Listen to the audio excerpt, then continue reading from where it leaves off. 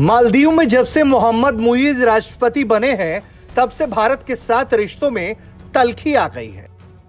मुइजो कई मौके पर भारत विरोधी बयान देते रहे हैं। अब उन्होंने एक बार फिर उसे दोहराते हुए कहा है कि भारत के हर सैनिक को मालदीव से चले जाना चाहिए। राष्ट्रपति चुने गए मुइजू 17 नवंबर को शपथ लेंगे। उन्होंने कहा है कि जिस दिन वो पद संभालेंगे उसी दिन से मालदीव से भारतीय सैनिकों को हटाना शुरू कर देंगे। मुइजो ने अपना चुनाव इंडिया आउट कैंपेन पर लड़ा। मुइजो को 53% वोट मिले, जबकि मौजूदा राष्ट्रपति इब्राहिम मोहम्मद सोलिह को 46%।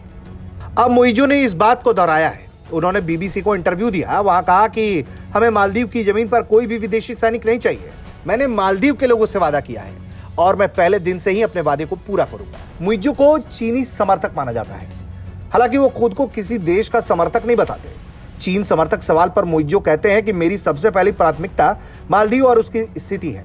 हम मालदीव समर्थक हैं। कोई भी देश जो हमारे प्रो मालदीव नीति का सम्मान करता है और उसका पालन करता है वो मालदीव का करीबी दोस्त माना जाता है। जाहिर तौर पर इस तरह का बयान देकर वो ये बताना चाहते हैं कि हो ना हो वो जाएंगे चीन की तरफ ही।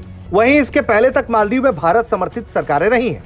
इब्राहिम मोहम्मद सोलिह की सरकार में मालदीव और भारत के रिश्ते मजबूत हुए।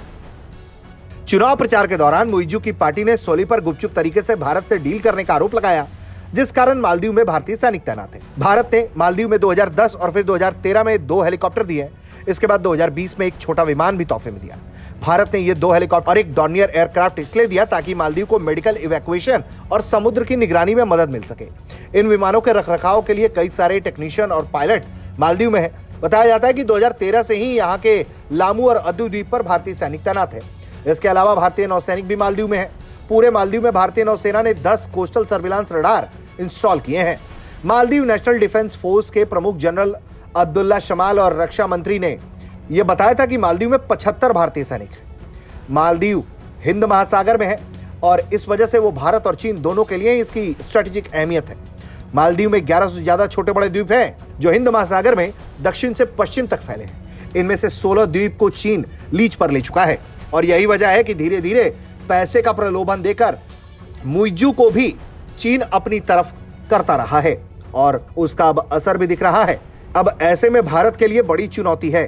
क्या वो इंतजार करेंगे कि भारतीय सैनिक को वो निकालने का ऐलान कर दे या फिर भारत खुद ही अपने सैनिकों को वापस बुला लेगा? ब्यूरो रिपोर्ट, भारत तक।